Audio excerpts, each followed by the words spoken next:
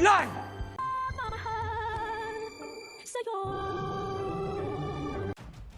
Ayaw na sanang kausapin ni Bonnie ang ex niyang si Era dahil tapos na nga daw sila at ayaw niya na nga dito.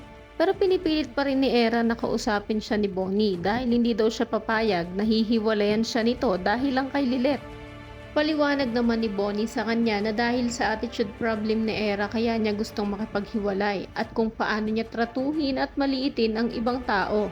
Gayon din kung paano niya pagmukaing sinungaling si Lilet pero sa totoo lang, natigilan na siya sa pagsasalita pero prinubok naman siya ni Era at pinagpilitan na hindi niya nga daw ginawa ang iniisip ni Bonnie sa kanya. Kaya naman imbis na mahinahon itong magsalita ay napasigaw tuloy si Bonnie na wag daw siyang gumawa ng bagong kasinungalingan na naman dahil buking na nga siya. Sa kabilang banda naman pinanindigan na ni Trixie ang pagiging isang pakawala niya. Dahil nakipag one night stand na naman siya sa taong kakakilala niya pa lang sa bar.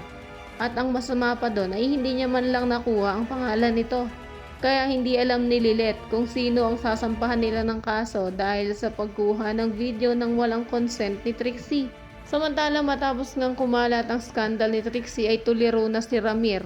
Habang iniisip kung ano na lang ang gagawin nila sa anak nila dahil hindi niya na nga ito makontrol. At kararating pa nga lang sa pamamahay nila ay bigla na naman itong tumakas para puntahan si Lilet.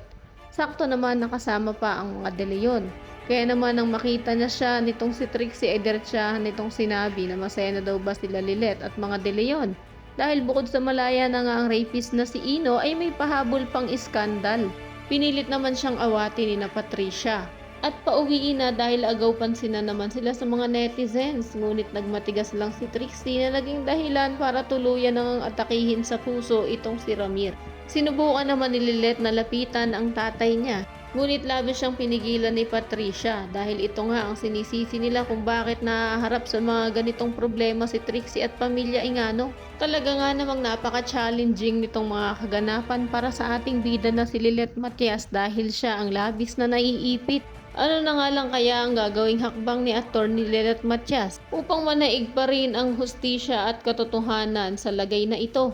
Yan ang dapat pa nating abangan. Kaya naman kung isa ka rin sa mga natuwa sa naging desisyon ni Bonnie na hiwalayan na ang itsuserang si Era ay i-click lamang ang like at subscribe button. Maaari ka rin mag-iwan ng komento sa ibaba para sa iyong mga salubin at sugestyon. Maraming salamat sa iyong panonood.